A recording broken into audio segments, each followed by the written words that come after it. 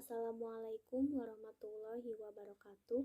Baiklah, pada kesempatan kali ini kami dari kelompok 2 akan mempresentasikan materi dengan judul Tokoh dan Gerakan Pembaharuan dalam Islam. Sebelumnya, perkenalkan nama saya Resturaina Rahma. Di sini saya sebagai moderator dan pemateri, dan di sini saya bersama anggota kelompok saya. Yang pertama ada Raya Rahman, yang kedua ada Dani Ramadan, yang ketiga ada Farhan Maulana, yang keempat ada Fikri Ihsani Raihan, yang kelima ada Fahmi Adi Wijaya, dan yang terakhir ada Dina Amelia. Baiklah, langsung saja masuk ke presentasi materi. Yang pertama akan disampaikan oleh teman saya, yaitu Raya Rahman.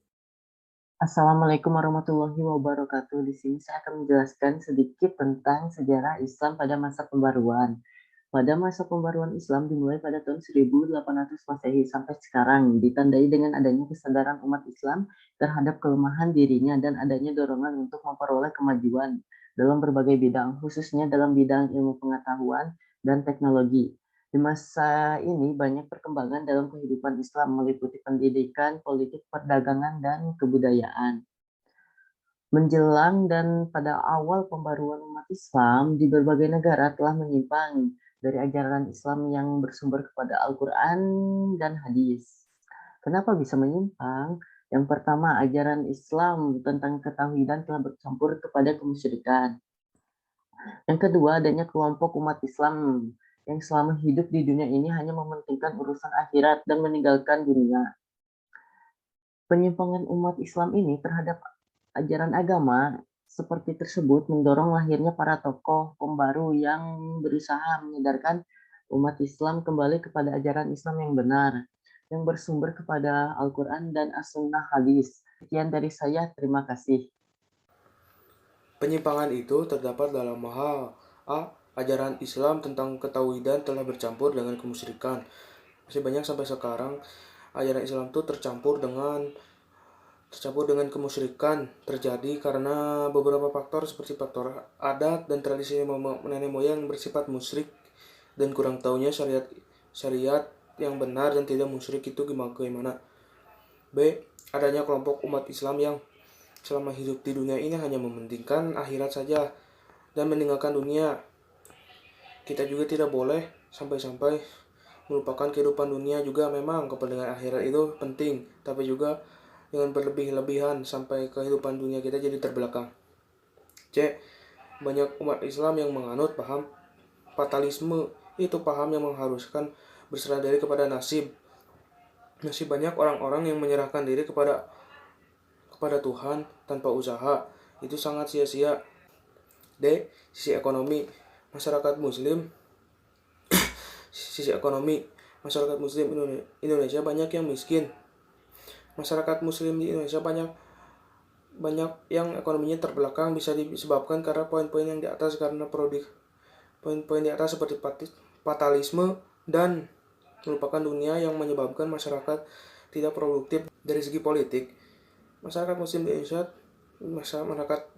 di Indonesia itu terjajah. Masyarakat Indonesia itu rata-rata hanya menurut saja apa yang dikatakan pemerintah. Dalam kaitan inilah, maka jika disimpulkan terdapat 4 hal pokok yang menjadi ciri kelahiran dan kehadiran Muhammadiyah, yaitu 1. Membersihkan Islam di Indonesia dari pengaruh dan kebiasaan yang bukan Islam. 2. Reformulasi doktrin Islam yang dengan pandangan alam pikiran modern. 3. Reformulasi ajaran dan pendidikan Islam. Dan yang keempat, mempertahankan Islam dari pengaruh dan serangan luar yang melahirkan serangan luar. Dengan 4 hal tersebut, Muhammadiyah kemudian bergerak secara dinamik sebagai gerakan tajdid yang melahirkan berbagai keberhasilan dalam memperbarui kehidupan umat dan bangsa. Melihat pada 5 realitas tersebut, maka para ulama pembaruan Islam melakukan 5 gerakan besar pembaruan, yaitu Salah satunya adalah membersihkan Islam di Indonesia dari pengaruh dan kebiasaan yang bukan Islam. Yang kedua ada mereformulasi doktrin Islam dari pandangan alam, pikiran, dan modern. Yang ketiga adalah mereformulasi penafsiran-penafsiran terhadap ajaran dan kondisi pendidikan Islam. Yang keempat, mempertahankan Islam dari desakan dan pengaruh kekuatan luar Islam. Yang kelima, melepaskan Indonesia dari belenggu-belenggu penjajahan. Nah, 5 gerakan pembaruan tersebut bukan peristiwa yang terjadi begitu saja, akan tetapi secara langsung atau tidak langsung memiliki akar panjang sejarah. Dari tokoh pembaruan Islam yang ada di Mesir, India, dan Turki. Nah, pengaruh tersebut berlangsung melalui proses pendidikan dan bahan-bahan surat kabar maupun majalah. Nah, pada akhir abad ke-19 ada banyak kaum muslim muda Indonesia yang belajar ke Mekah dan ke Mesir. Di sana mereka bersentuhan dengan ide-ide pembaruan besar. Mereka membaca majalah-majalah yang diterbitkan khusus untuk misi pembaruan Islam, seperti majalah Al-Urwat, Al-Wisqa, dan Al-Manar yang terbit di Mesir. Ada banyak tokoh Islam di Indonesia yang sepaham dengan misi pembaruan tersebut. Akan tetapi dalam buku ini tidak disebut semuanya. Di antara mereka adalah yang pertama adalah Syekh Muhammad Thohir Jalaluddin yang berasal dari Padang yang hijrah ke Singapura. Nah, tokoh ini memiliki pengaruh yang cukup besar terhadap gerakan pembaruan Islam di Asia Tenggara. Yang kedua adalah ada Haji Abdullah Ahmad dan Haji Abdul Malik Karim Amrullah. Kedua tokoh ini dipandang penting sebab keduanya menjadi pelopor pembaruan Islam di Minangkabau. Yang ketiga ada Kiai Haji Ahmad Dahlan, pendiri organisasi sekaligus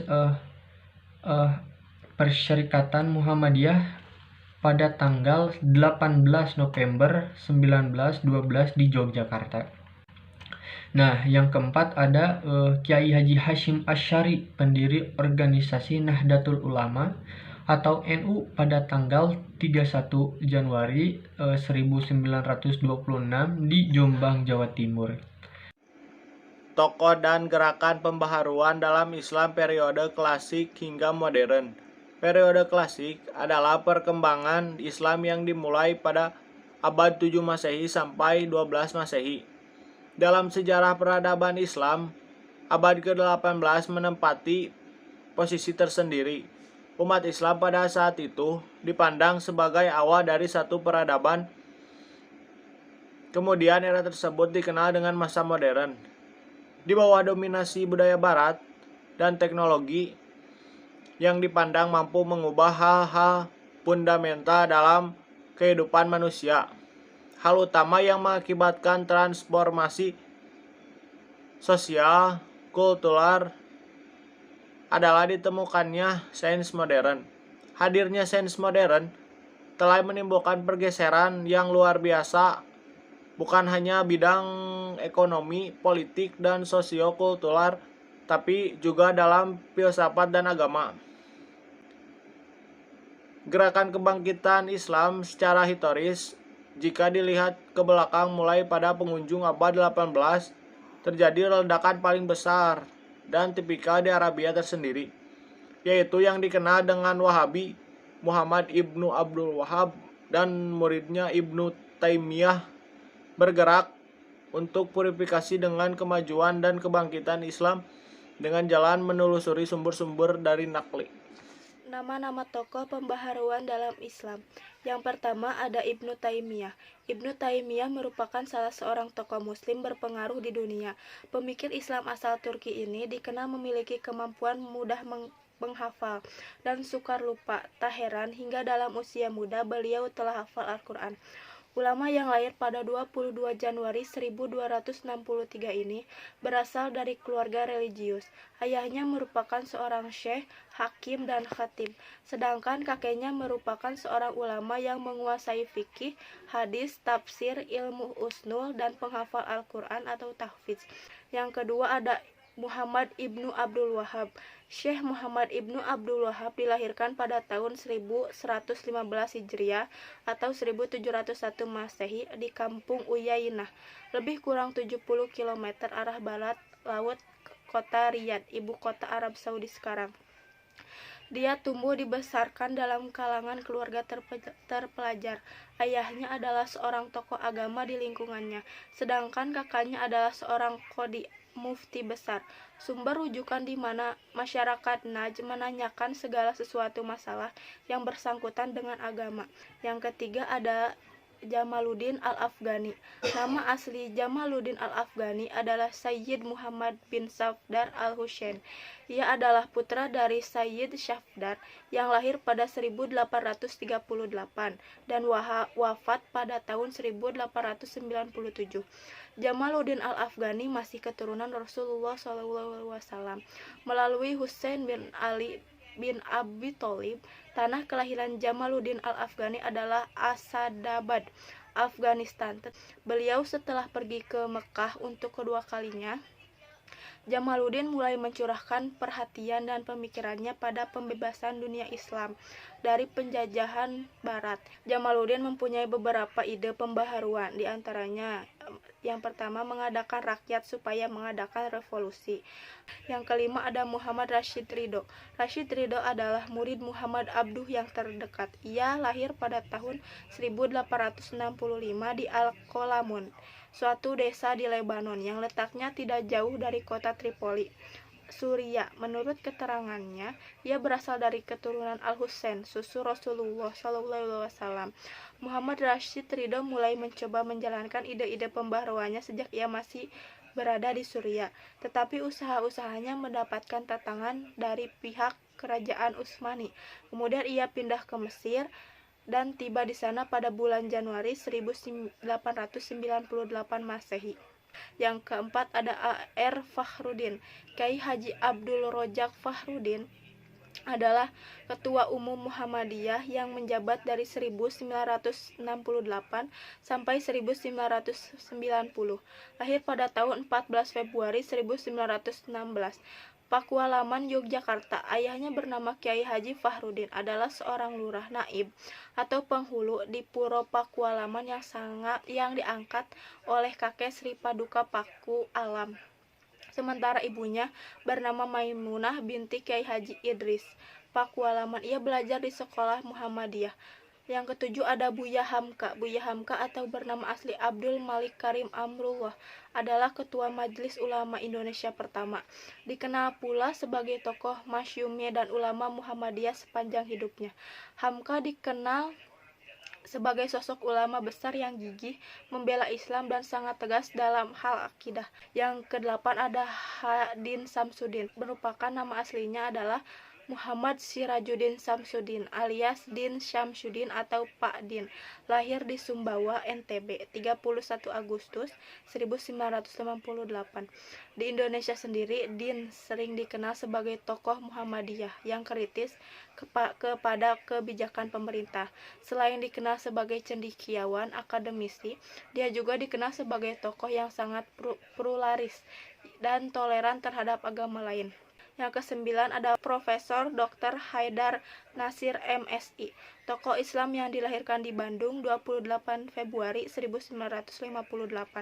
Kesehariannya bekerja sebagai dosen di Fisofol UMY, mantan sekretaris PP Muhammadiyah periode 2000 sampai 2005 ini, menamatkan pendidikan dasar dan menengah di Bandung, hijrah ke Yogyakarta untuk melanjutkan studi dan memperoleh gelar S1 dari STPMD atau APMD Yogyakarta, sedangkan gelar S2 dan S3-nya diperoleh dari Fisofol UGM, bidang sosiologi, dan dikukuhkan menjadi guru besar UMY.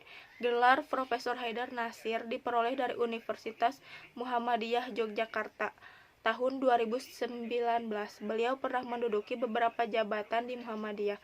Contohnya pada tahun 2015 sampai 2020, beliau berjabat sebagai Ketua Umum Pimpinan Pusat Muhammadiyah. Selanjutnya, saya akan membahas materi yang terakhir, yaitu gerakan pembaruan dalam Islam. Yang pertama ada Jami'atul Khair dan Al-Irsyad. Jami'atul Khair merupakan contoh gerakan yang berdiri pada abad ke-20. Jami'atul Khair ini sebuah organisasi Islam yang mana organisasi ini menjadi tempat para ulama dan para aktivis Islam yang memperjuangkan pembaharuan Islam dalam segala aspek. Awal mula Jami'atul Khair dibentuk yaitu untuk bertujuan menolong orang-orang Arab dalam pesta perkawinan dan kematian. Lalu organisasi ini mendirikan sekolah pertamanya di Pekojan, Jakarta. Beberapa tahun setelah itu, dibuka pula cabang-cabang sekolah yang lainnya di Krukut, Tanah Abang, dan Bogor.